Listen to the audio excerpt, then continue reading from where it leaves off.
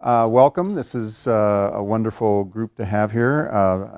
Welcome to the people that are watching through the stream and who will eventually watch this in a recording. I'm sorry we can't share with the people that are watching the food that's being passed around here. We just had a reception and there's some very hungry people that just discovered there was food there, so they got that. So my name is Michael Carey. I'm the Dean of the Virtual Campus at Gonzaga, and I want to welcome all of you here. And we're going to start in just a moment. The topic tonight is Ignatius of Loyola before Jesuit education, and I'm going to be looking at the sources of what we call Ignatian Pedagogy. It's being sponsored by the Virtual Campus, partly because we have some online faculty and students in the group here tonight, and hopefully we have even more that are watching by the stream. But that's an important part of how we design our courses in the university in general, but specifically in the online program. All of the faculty who prepare a course to be offered online go through a workshop that really will be looking at the same things that we're going to look at this evening and talk a little bit about. It's also being sponsored by the Office of Mission and the Center for Teaching and Advising. And David Boos back there, thank you for helping to support this. David is a biology faculty member here, but I've known him for a number of years just as a faculty colleague, but I've gotten to know David much better this last year because we've done some in-service training for faculty, and I'm very impressed by your both your background in terms of teaching how to teach and just the kind of events that you've been sponsoring. So thank you for being a part of this event too. And it's also being sponsored by the Office of Mission, and we have Father Frank Case right here, and Father Frank Case is the Vice President for Mission. I first actually got to know Frank at what was called Assembly 89. It was in 1989. It was at Georgetown. It brought together Jesuits and lay people from all of the Jesuit universities.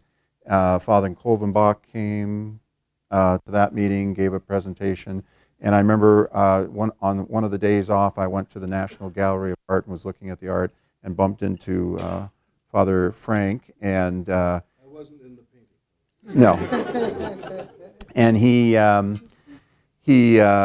so we wandered around looking at modern impressionistic art, and then he invited me and we had lunch somewhere, I think in Georgetown, and it was a great experience for me. I was a brand new faculty member at the university, and Frank was the provincial of the Oregon province, so I made him pay for the lunch. And it was just it was a great conversation. It was about both our families. It was just and so it really meant a lot to me, and I kind of watched as Frank has kind of moved into other positions of great responsibility. He was basically the right-hand man to the general of the society for a number of years, working and playing golf in Rome, and I just, Frank, I have a lot of friends who are Jesuits, George being one of them. But Frank for me is sort of this kind of icon of the Society of Jesus. It's like somebody who really represents the whole, all the qualities that I hold most important, not just in terms of him as a person, but in terms of him as a Jesuit. So thank you for being here, Frank, and for sponsoring this as well. And George is our family chaplain, so that's I also have to make sure he has food constantly. So okay, let's just start in then and take a look at what we're going to do. I'm going to try to wander our way through this. It won't take us that. It'll probably be about 45 minutes, 50 minutes, and then if there are questions, especially with the smaller group, we can take them as we go along, and I'm sure the people that are watching will like that as well. So Basically, what we're going to talk about is this idea of Ignatius of Loyola. So for 450 years, the Jesuits have been involved in offering education throughout the world. Now, they've done other things besides that, and actually when they started, education wasn't necessarily the first thing they were thinking of. They were doing street ministry and working, getting women out of prostitution in Rome, and having hospices and halfway houses and all those things. It wasn't until later that they actually got into education. But this practice, this 450 years, is what we call Jesuit education. It's Jesuits, and so I'm going to say Jesuit education is the Jesuits and what they did when they went into schools and began to teach.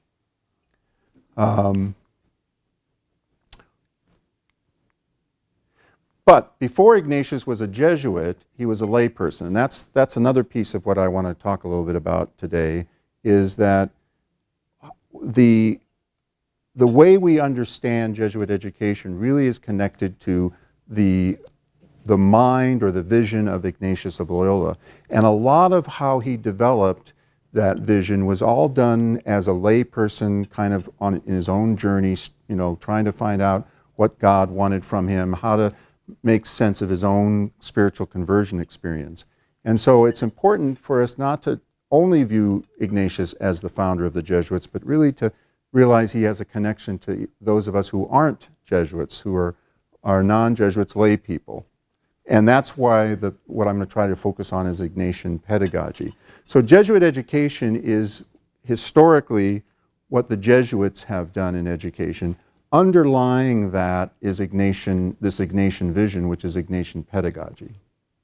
Okay. All right, so I'm going to make 3 points this evening.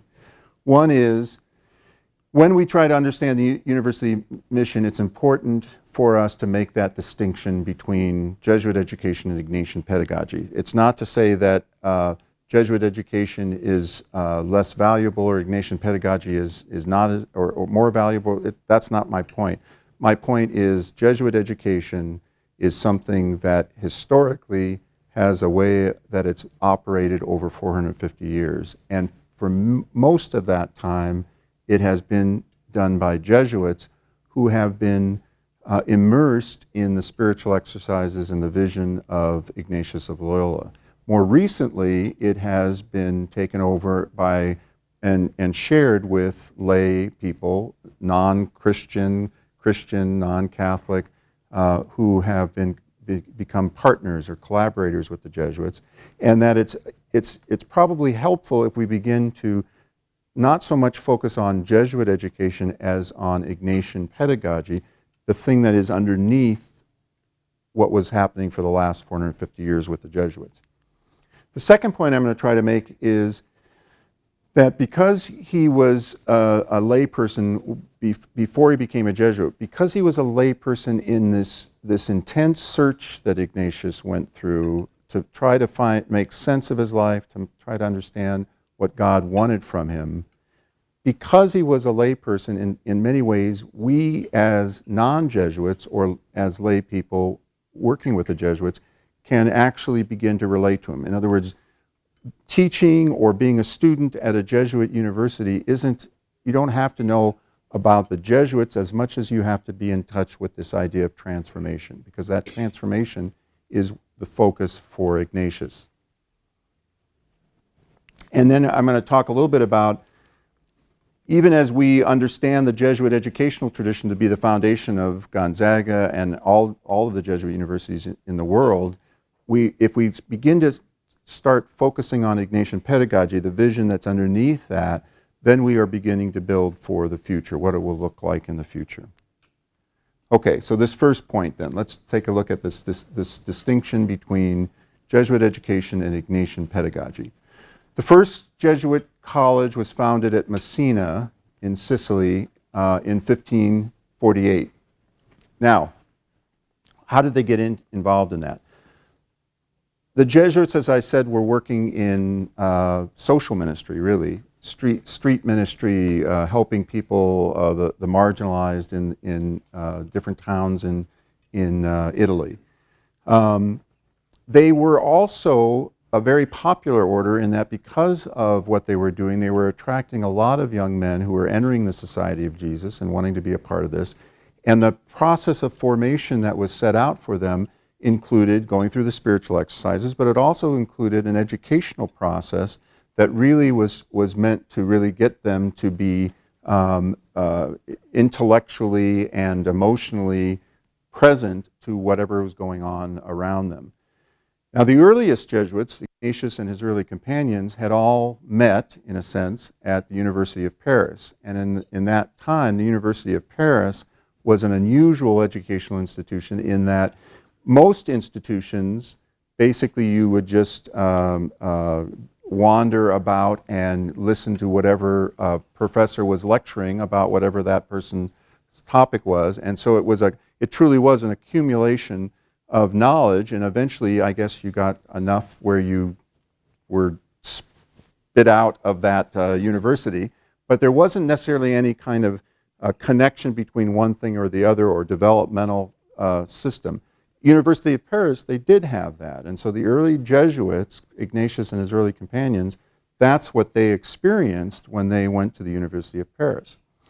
Okay, so the earliest practice of the Jesuits, so when we're talking about Jesuit education, we've got a combination of the Jesuits are doing their own journey spiritually based in the spiritual exercises, developing themselves in terms of trying to be open to God's will and being an instrument of God's will. And at the same time, then, as they're looking at how they're structuring what their people entering the order are doing, they're looking at how they were trained in the University of Paris. Messina was the first place where the Jesuits were invited by the families, the wealthy of that city, to offer a school for the education of young men who weren't going to become Jesuits. So the idea is, well, you're doing such a great job, your Jesuits are so on top of this, they stand out as both intellectual kind of giants compared to what's going on around them. Couldn't you do that, and we'll send our sons to you? But the thing about becoming a Jesuit, ixnay on that, that's going to be a little problematic because he's got to take over my business. So Ignatius and the early Jesuits talked a little bit about that. They said, okay, that seems to be, we're going to try to respond however things are going. And so they sent Jerome Nadal and a number of other Jesuits. And it was one of those kind of things where it was like the cream of the crop were being sent to figure out how to do this, in a sense, private school for young men. And the idea was, well, let's put our energy into that because these people are all going to be the leaders when they go out of here. So, but the method and order used in Paris, you can look at it, this is pretty much how that was set up. Now when you look at that, you think, what's the big deal here? That's pretty normal, logical. Why is this news? So what? At the time it was news, and while it was happening in the University of Paris, part of why it was news was that the Jesuit system, as they began to use this in their schools, created a network of schools, and then suddenly it was all over the place. There were a number of schools that were doing this very ordered, logical, systematic way of educating, which is one of the reasons why, if you go to the School of Education in Columbia University, on the building there, you'll see a mural of all the famous people who made a difference in education throughout history, and Ignatius of Loyola is one of them. So he is really one of the people that is the kind of the founder of the way we think about Western education right now. The other thing that is coming up in this period is what's called the Ratio Studiorum, 1599 as it comes out. Now the Ratio Studiorum, okay, so as I said, you've got these Jesuits who are thinking about, what's the best way to organize our school? How did we do it in Paris? Let's kind of set up that same system. At the same time, they are going through their own spiritual formation as Jesuits. They're going through the exercises. They're giving the exercises to other people. They're thinking about, this whole experience that Ignatius had and how to facilitate that for others. And so they begin to do things that we also begin to see are a kind of unique way to teach as well. And so the Ratio Studiorum was, if you've got all these schools spread out all over Europe, it's basically an accrediting, it's not so much accreditation as it is just a group that's going out to try to come up with best practices. And instead of, mailing, what they're doing or having kind of self-study reports, you've got a couple of Jesuits on mules riding from university to university and kind of keeping track of what's going on. And so the Ratio Studiorum lists what were best practices in 1599. So, developmental presentation of material, repeated use of material comes right out of the exercises. The whole idea of, going into a classroom saying, here's what I'm going to do, teaching, and at the end saying, here's what I just did, very, very much comes out of this Ratio Studiorum of the Jesuits.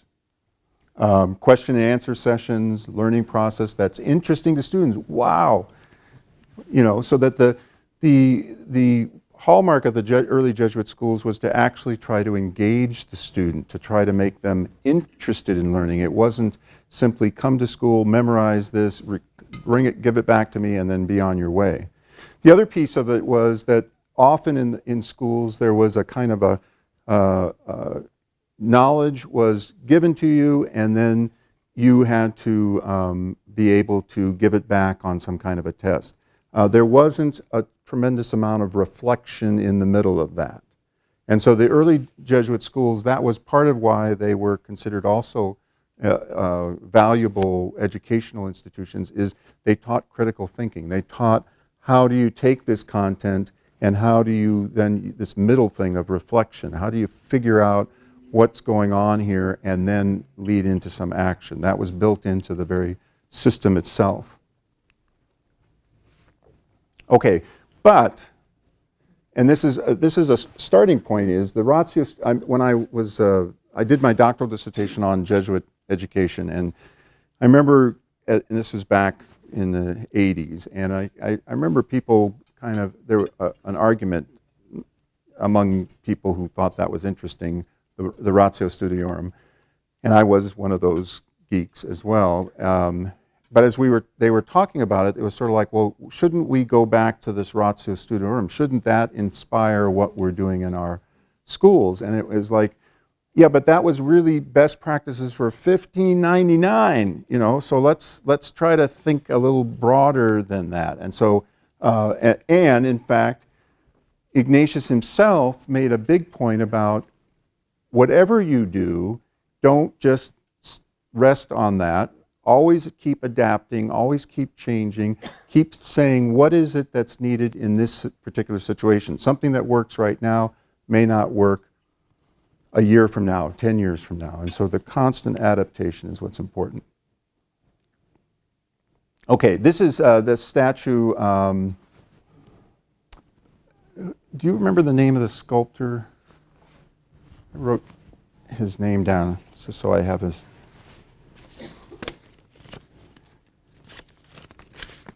George Carlson, that's it. George Carlson is the sculptor. They dedicated this in 2008, and some of you may have been here and went to that, and I did. I went there. I know Steve Cooter talks about it looking like Darth Vader, but it's a beautiful sculpture. One of the things that's interesting to me is that I remember listening to George Carlson as he was describing what he was interested in doing, and he said, he has this. He talked about this as being the cave of Manresa that Ignatius was coming out of. And I remember thinking, oh, that's so cool, that's so cool. But he's wearing a Jesuit outfit. And so my own, hypersensitive lay radar went on and said, but if he was coming out of there, his fingernails would be really long and his hair would be long, he'd be wearing rags. It's like he wasn't a Jesuit then. And that's part of, I think, what I'm trying to point out is that this is clearly important that Ignatius is a Jesuit, and we clearly value the Jesuits who have dedicated their lives and are continuing to dedicate their lives, but it's helpful for us who are not Jesuits to begin to say, oh, you know, that person of Ignatius who had this tremendous transformational experience, he's just like me. You know, I'm struggling for meaning too. I'm trying to figure out how this is working out. I'm trying to make sense of it in a way that will be able to be transmitted to other people, as a teacher, as a minister, as somebody like that. So it's important to remember that he was 30 years old when he had the conversion experience, and it wasn't until he was 43 that he became a religious. Okay. So, in my mind, the experiences of Ignatius of Loyola as a layperson are extremely important to understand this underlying Ignatian pedagogy that is the source for Jesuit education. So, okay, let's take a look at this idea of how the actual sources to Ignatius here that led to this. So first of all, we have the Autobiography of Ignatius. These are his shoes, by the way, his actual shoes. I think from the time when he was a layman, I'm sure. No, it's actually in the offices at Rome, and I suspect they were his Jesuit shoes, since they're in a case that was made there by Jesuits. I'm dying here. Okay, it's a tough crowd. All right. So what happened is Ignatius, towards the end of his life, told his story to a younger Jesuit who wrote what's called the Autobiography, same way that Alex Haley wrote the Autobiography of Malcolm X. So in this, we have Ignatius looking back on his life and kind of saying, okay, here's what was going on. It's almost like he's stepping back and watching himself go through this journey and trying to say, and then this happened, and then that happened. So it's a reflective process. From my vantage point, what's going on in his life, I think, can be broken up into these four dynamics. So first of all, Ignatius has an experience at Pamplona. So what's the experience? Ignatius goes to Pamplona as a soldier of fortune. He's working with the townspeople to protect the town from the invading French army.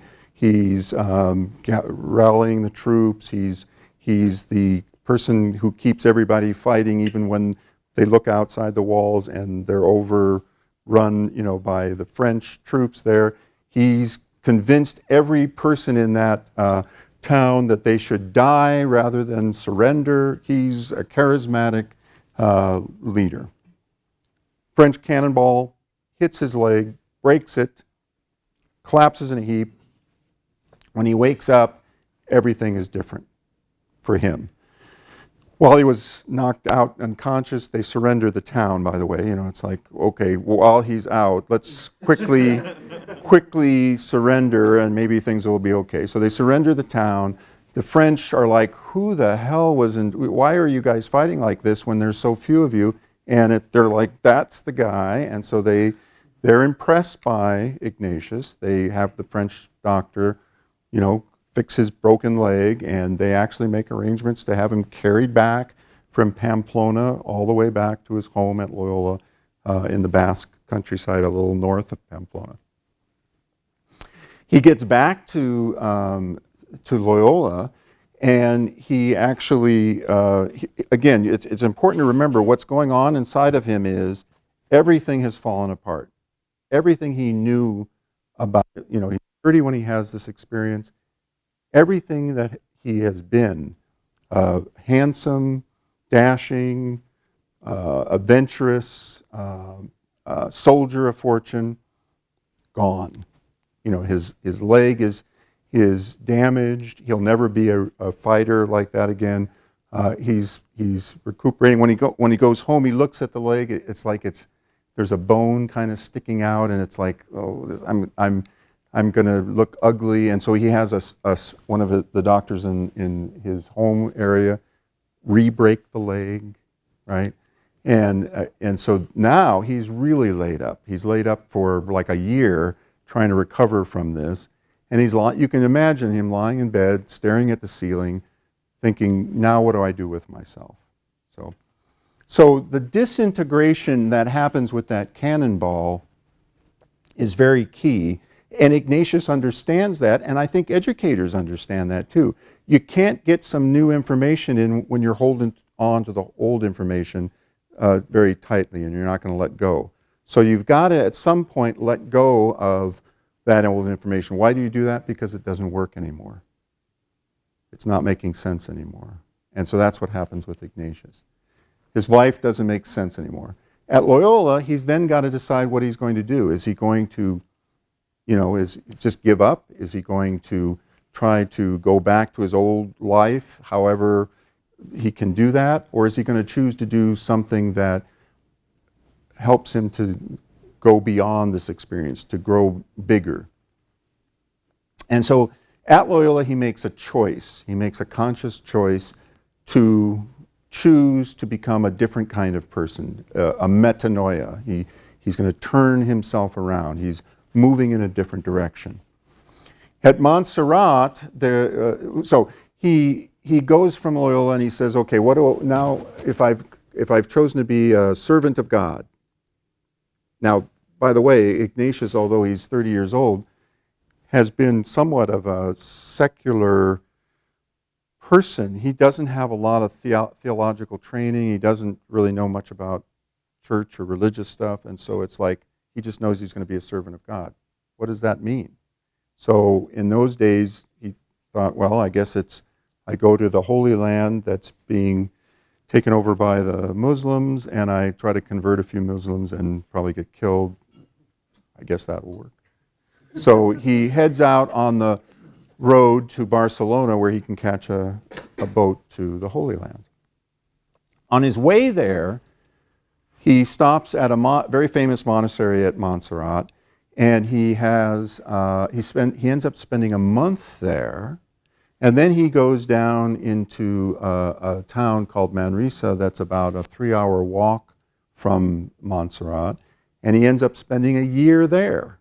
So something is going on. So at Montserrat, what he's doing is he's beginning to say, okay, what is it that it's a little more complicated than me just going to the Holy Land. What does it mean to be truly somebody who has chosen to be a servant of God, or chosen a different way to be?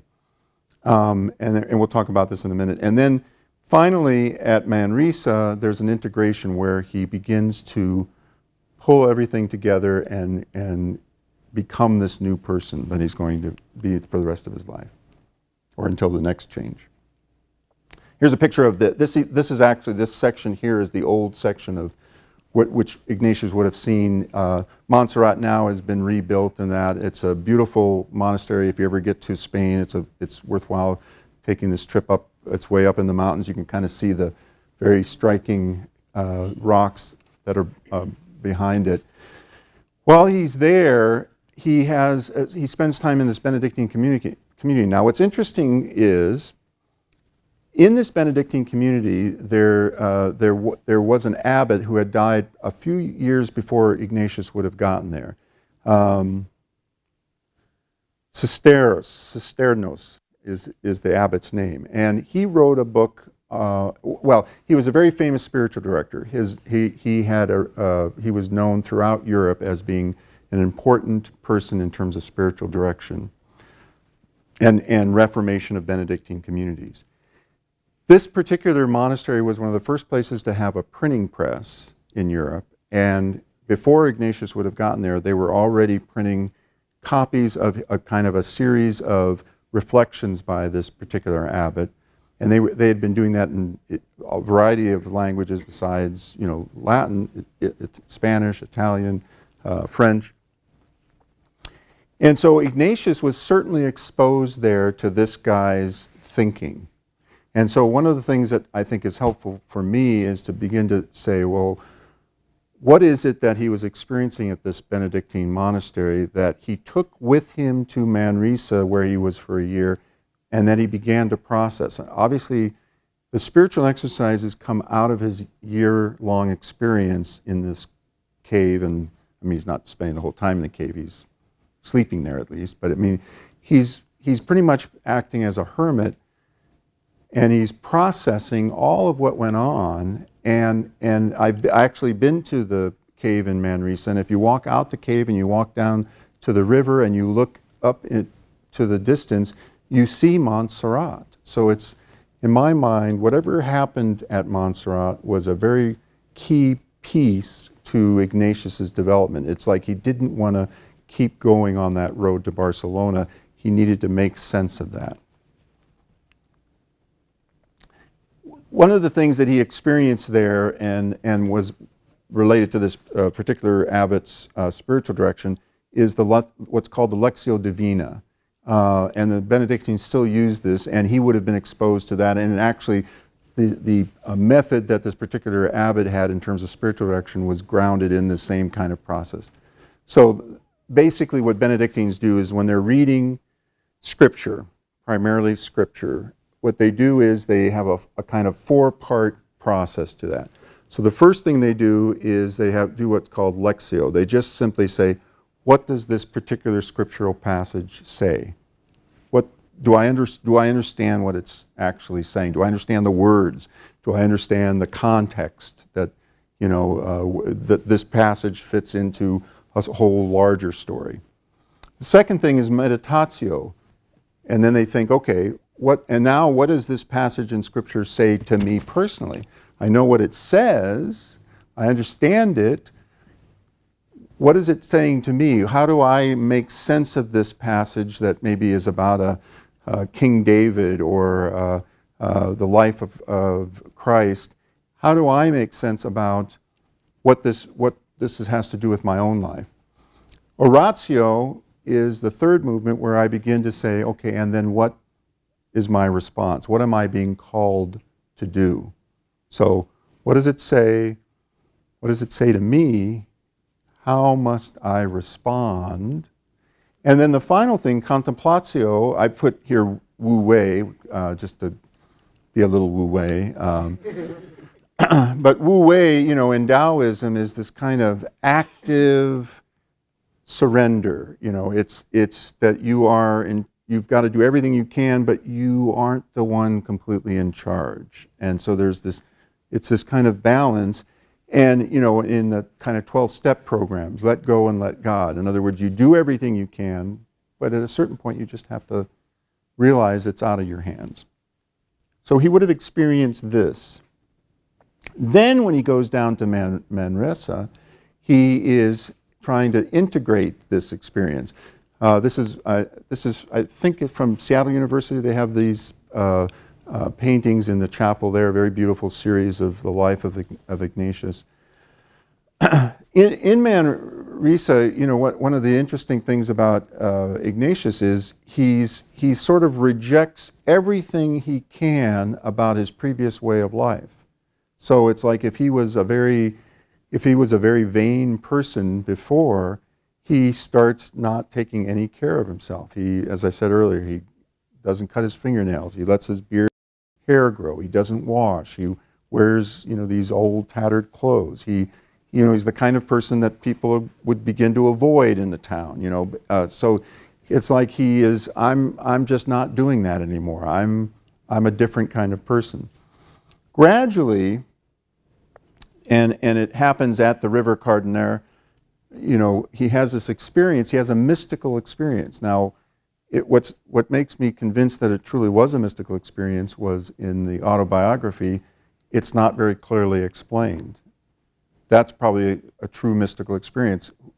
He can't really explain what happened, but what he knows is where before it was all about him being different than everybody else, now he begins to realize, no, it's about me being like everybody else. And I'm a part of this whole creation of God, and all of these people are my brothers and sisters, and God's working with them in their own way just as God is working with me. And so that experience truly transformed it. And what I would say is it's an integration experience. In other words, I'm a different person, but instead of judging other people as I used to be like you and I was really a jerk, now it's, no, I'm a different person, and and now you and I can relate in a different way, and maybe I can walk with you a bit while on your journey.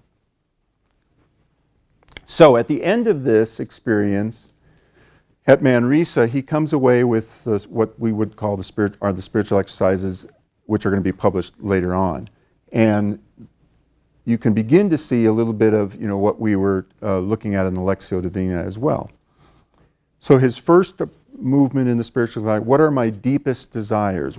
And those desires are two ways. One way is it's what I don't want. I don't want to be a jerk. I don't want to be a sinner. I don't want to be a narcissist. I don't want to be always focused on my own needs. Okay, I don't want that. And part of what the exercises are doing is it's like, okay, really get into that. Try to picture what it would be like if you were always worried about your own needs. Take it out to its logical, exaggerated conclusion. Where do you end up? And so, I mean, he has a lot of meditations about hell, but we know that to be true. If you never change and you're always focused on yourself, the ultimate end is not good. Then what do I want? If I don't want that, what is it that I do want? I want to be whole. I want to be together. I want to be able to see clearly. I want to be working on the right side. I want to be, doing God's will from his standpoint. And then the movement that follows that, what does this require of me? So if I'm going to get away from what I don't want and get towards what I do want, what do I have to do that? How do I make that happen?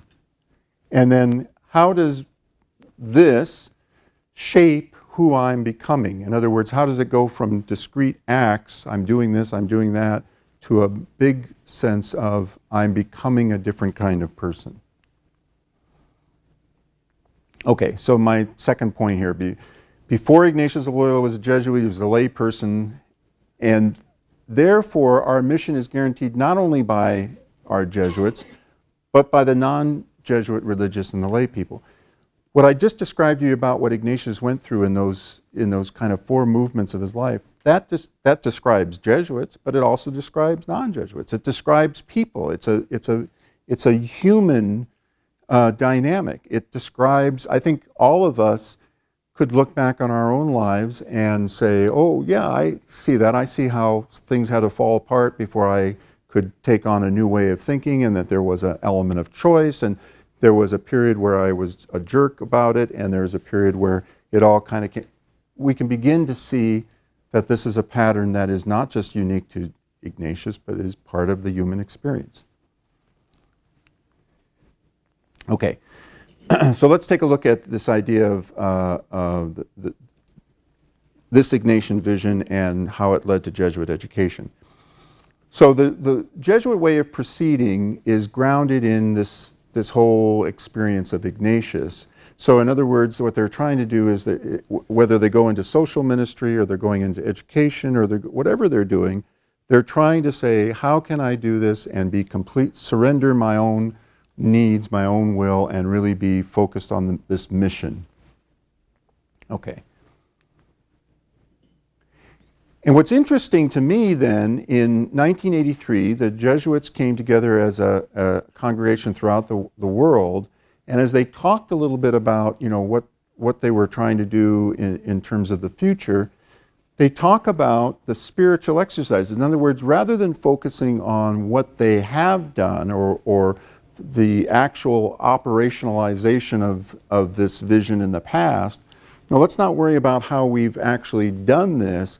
Let's worry about what's underneath it so that we can begin to do more things, new things that are like the things that were done 450 years ago, but then are for today. And so they focus on this idea of experience, reflection, and action. So if we go back to this, what we've been talking about, what I've created here is a little kind of view of all of the ways to think about this. So we look at the Lectio Divina, look at the spiritual exercises, look at the autobiography.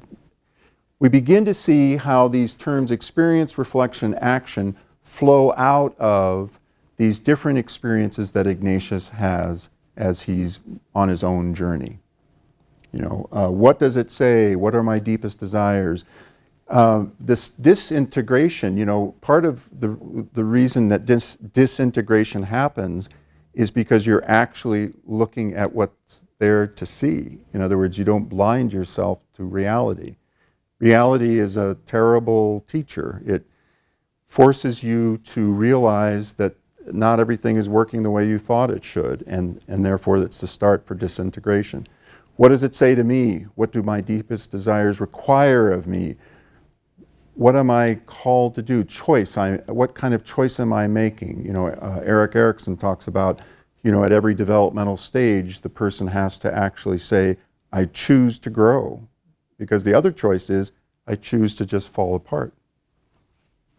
And then finally, and that this whole process is reflection. All of those things have to do with trying to make sense out of what I see or what I experience. Try to make sense of that.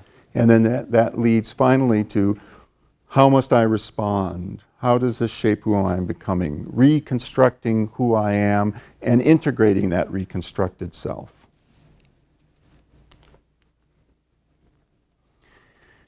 In the Jesuit way of proceeding in Ignatian pedagogy, then, when we take those three terms, experience, reflection, and action, if we look at it specifically in the context of education, which the Jesuits were beginning to do after Messina, we see that in experience, what's happening? The students are gathering, they're having some kind of experience. It's not just the knowledge content, it's the knowledge content and then my experience of it and my other experiences that relate to it. Then it's reflection. It's bringing my whole self. And it's not just intellectual, it's emotional, it's all aspects of the human person. You're putting that together to really look at what your experience says to you, what it means. And then finally, action. We're pushed to, if I've been truly engaged by this knowledge, by this content, by this subject as a subject, I'm truly engaged with it. Now I have to reflect on it. What does it mean? How does it make sense? How does it make sense beyond me? Then I'm driven to do something with that. If I don't do anything with it, I'm not really fully engaging this subject. In 1993, there was a project called the Ignatian Pedagogical Project, and it was a group of Jesuits and lay people, again, working internationally to create a much more focused sense of what Jesuit education, Ignatian pedagogy involved. And you'll notice what they've added is context and evaluation. So that they're basically saying, as educators themselves, well, yes, it's experience, reflection, and action, but let's be real, what's in parentheses there's a context to whatever's going on, that the teacher has to, and truly Ignatius was doing that as well, have to say, well, what's the circumstances of time and place? What's the reality that I'm dealing with? What's already gone on before I even got here, right? And then there's an aspect of evaluation at the end of the process, an evaluation not only in terms of grading or, did you pass the test or something, but it's really about, okay, did you grow here? Did you develop here? Did you gain some new competency? And, what was that? And where, not only what did you gain, but what's still left to develop? And how do you need to still grow? Which then leads you back to context again. Okay. The next 5 slides are just slides that take out from the Ignatian Pedagogical Project to give you a kind of little insight into sort of how they're defining it. But what I would say, even, I'm not proposing that this be the way, you have to follow a checklist, but what I am saying that these dynamics that they identify for every one of us, whether we're teachers or students, or whether we're involved in some kind of ministry with other people, this process is a kind of method that helps us make sure that we're moving and in a real transformative way in our work with other people. So, context. What's the real context of the people that we're dealing with? And this is critical, when we think about our own society today, in terms of the people who are coming to our schools. I mean, we do that. So the context at Gonzaga is one type of context. The context at an East Coast Jesuit school, Georgetown or Fordham, is a different kind of context. The makeup of the student body, the graduate students, are they the fact that they're working professionals in doctoral or organizational leadership or communication leadership? That's context. Okay. Experience, how, trying to make sure that the engagement with this material, this subject, is fully dealt with by the learner, by the student. Okay, so and it's everything. It's imagination, it's intellect, it's just letting that whole experience overwhelm them, and trying to then touch into what happens in me when I'm experiencing that. I love some of the questions there. The bottom one, I like this, I'm threatened by this, I never do well in this, it's interesting, ho-hum, I'm bored. Those are key experiences that need to be felt and understood and brought up because they inform how you're going to make sense of this. Reflection. In any particular course, so the experience this is how I understand it. This is how I've experienced this before. This is how I react to the experience I'm having right now. But the reflection piece is, and so what? What does that mean? How does that help me make sense of it? And I only make sense of that not only through my reflection, but by my reflection with others, through some kind of community of inquiry, through other people questioning and challenging and supporting me in my understanding and my reflection. Action then is that and this is something that is not then just an extra piece to the learning. If we have time, we'll all talk about what the implications are. It's an essential part of that whole process. And the essential part is, what are you going to do with this now once you've gotten this new understanding? What does that mean? How does that change things? How are you going to deal with the world? What are you going to specifically do differently as a result? And then evaluation, continuing, it's, again, not just the academic evaluations, but it's an ongoing evaluation. One of the things that is an example of that is, rather than just having evaluation at the end of a course, what Ignatian Pedagogy is wanting is to build in that evaluation as part of the entire learning experience.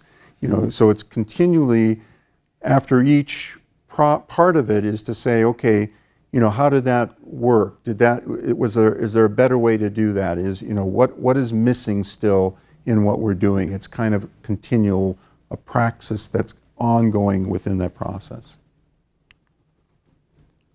Okay, and then third point, and we're kind of moving toward the end here.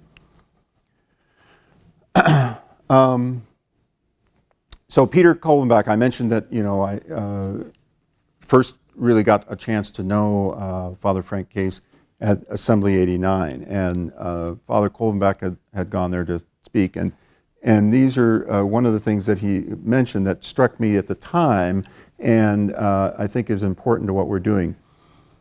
So what he's basically saying is, look, he's saying this to the Jesuits, but also to the collaborators, the partners with the Jesuits, the non-Jesuits at this meeting. Things are changing, and it doesn't help for you to just simply whine about things are changing. Get over it. Because ultimately, what you're called to do is figure out what to do with a changed world. How do you make things work in a different set of circumstances? that is so Jesuit, that is so Ignatian, and that's what Kolvenbach is reminding the Jesuits and the Ignatian collaborators in the audience. Hey, start acting like, you know, what you say you are. Great, this is probably my favorite. This changed world of ours is the only one in which we're called to work out this stuff. So it changes everything. Rather than looking at things and saying, this is really a pain now, I don't know how I'm going to do this. It's like, no, this is exciting. This is a challenge. This is a call for me to use my imagination and my creativity to figure out things. Okay, you see where I'm going with this, because now as the dean of the virtual campus where we're doing online learning, it's my opportunity to pivot off of that. Okay, in the old paradigm, when we talked about, you know, education, you know, I was talking to, I think, a couple of us in here, you know, Raymond, you and I were talking down at the reception. Raymond and I, we were talking about our memories of flying up to Fort McMurray, Canada, to teach a group of Canadian students. It's like in the Arctic Circle. It's like, you know, the road literally ends 30 miles north of this place. I mean, it's like gone, you know. It's Russia on the other side. So, so, you know, the idea is that, you know, when we were doing that, we were always struggling. You know, distance education always was like a poor second to the real education. Well, if you really could do it, you'd come to a place like Gonzaga, or you'd come to a real university in Canada or something like that. And so it was always a pale kind of thing, because we were measuring it off of the campus experience. The campus experience became a normative experience for the learning experience. And so you couldn't, unless you could do this, you were out of luck. So really what we need to do is we need to shift it, and we need to focus on the learning experience, And then what we have to say is, okay, now that I'm not bound by trying to replicate what I know is good about a campus experience, now I can begin to say, so how do I make Fort McMurray, that process, all it can be for them, and not worry about that I'm off campus? And as we began to do online courses, the same thing is, how do I take an online environment and not worry that it's not the same as a campus environment? I just say, okay, this is what I have to work with.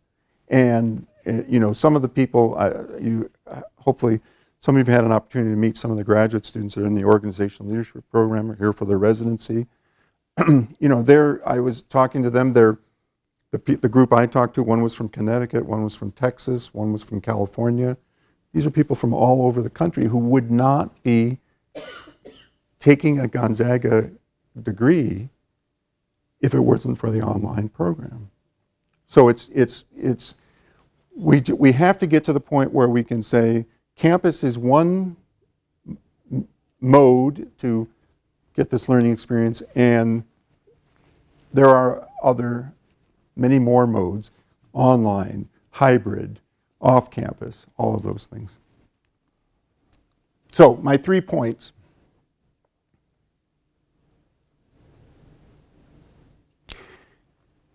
This key one here is that the future will require new applications of the dynamics of Ignatian pedagogy. So my point here is to say we need to embrace our history as Jesuit institutions. We need to make sure we understand and continue the work of education with the same kind of dedication that the Jesuits have for hundreds of years and are right now. But then as the present Jesuits' collaborators, as their partners in this, we need to find the way to come together with them on some common ground. And what I would say is the common ground is this Ignatian vision, this Ignatian pedagogy that's underneath even what they have done brilliantly for over 450 years. And once we focus on that, then it opens up all sorts of possibilities for the future. And the one that's most obvious to me is if Ignatius of Loyola was alive today and was trying to figure out how do I reach people, he would reach people through the technology that we have available to us. He wouldn't think twice about it. And so that's our future. That's our future.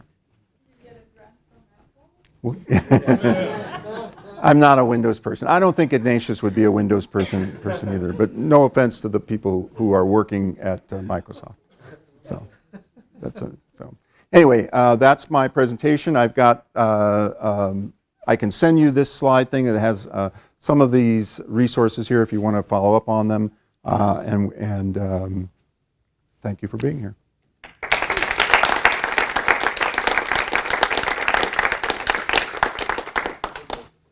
And we have, it's a little after 6. Anybody who'd like to stay and have any questions with, I can be here for a while. You don't have to stay. David, you don't have to stay.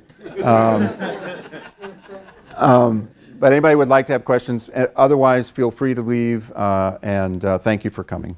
So anybody have questions?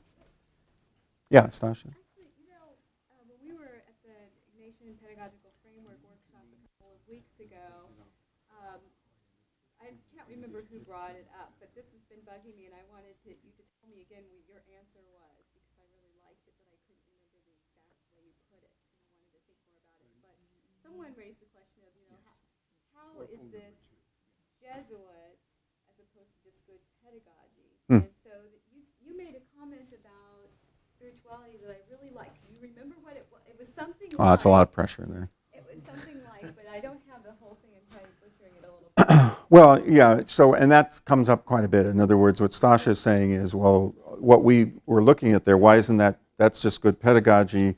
Why is that such a big deal if you go to Eastern or if you go to Whitworth or you go someplace to UW, aren't you going to have that same experience? And I'm not quite sure how I answered it that day, but today I should just ask you every week. I'm a man of the moment, so let me think of how I'm going to answer that now.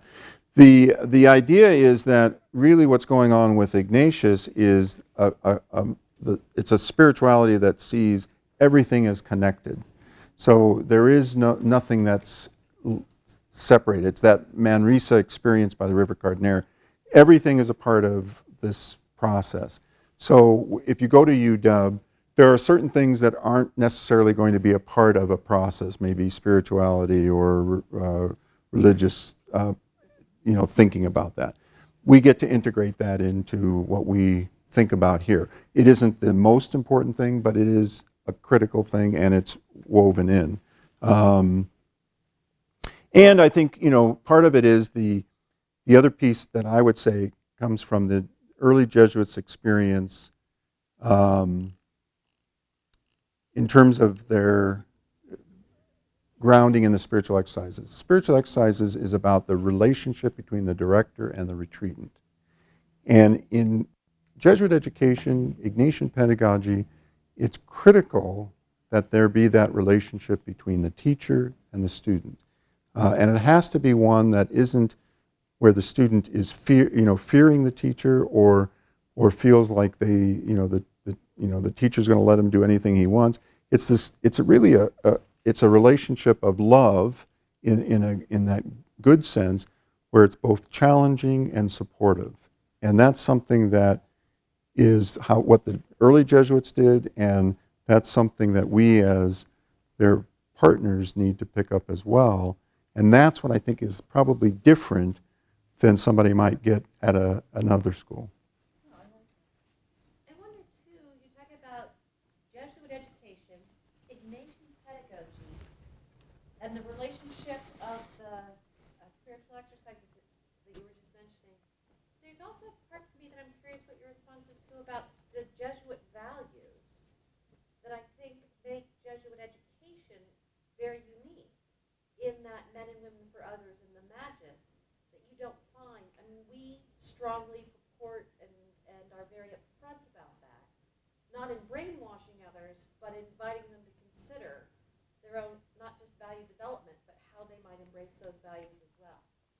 Yeah, and the way I would, Christine, the way I think about, so Christine's question, in case our streaming group didn't hear it, is, there are also values that are much a part of the tradition, the magis, doing more, men and women for others and that.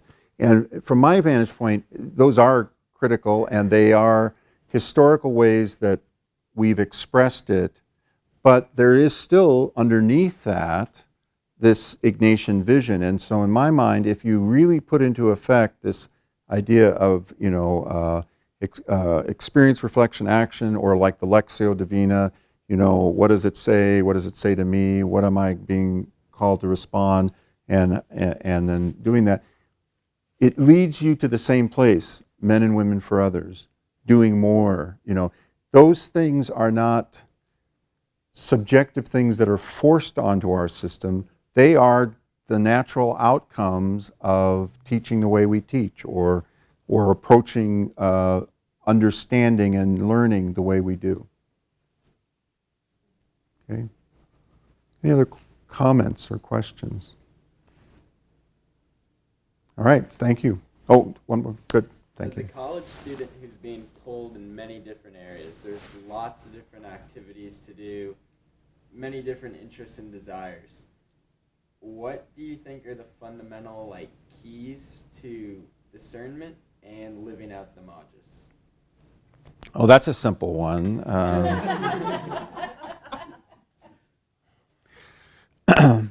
I think ultimately, and I'm not sure how Ignatius would think this, but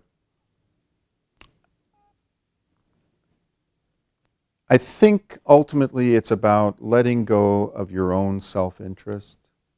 And I think ultimately every interaction you have is a learning experience. It's people in 12-step programs, it's an opportunity for spiritual growth, So it's trying to constantly say, is what I'm doing right now what God, it's almost picturing it, is this really what God is calling me to do in this situation? And it could be a situation where you're talking to somebody. It could be a situation where you're applying for a job. It could be a situation where you're doing anything. So, as you say, you're called, there's all these things that you could do. It's like, okay, which of these things is where I will be more able to use my gifts for the good of other people? Now, that sounds terribly selfless, but you asked the question. I mean, it's hard to do, especially in your, when you've got all these options. You're thinking, why would I want to just be selfless? But ultimately, I think all of us are struggling to say, how do we make decisions that will not just give me satisfaction right now, but will ultimately make me a more whole person? And I think those decisions have to do with letting go of your own agendas, letting go of your own requirements for things to work out a certain way, and it's that wu wei that Ignatius was, I think, very much a part of. Ignatius, that's kind of Ignatius is a very Zen kind of person. It's like he encounters all of these different things, and it's like he originally wants to go to Jerusalem, and then it's like, no, maybe I won't do that. That's not what God wants from me. He's sure that he's doing the right thing with social apostolates, and then they're asking him about education. Well, yeah, I guess we could do that. In other words, he's trying to constantly say, what is God calling me to do here? Not what have I done, and therefore I need to continue doing that thing. I don't know if that answers your question, but okay, yeah, that's as much as I can give. Yeah, just a little bit of help. Other comments or questions? Can we get the slides? Yes, I will send the slides. Anybody wants to send me an email or call me or tell me, and I will send them to you. I really appreciate everybody who showed up, and I appreciate the people that are showing up at the stream and the people who were behind the streaming. Thank you very much. Have a good evening.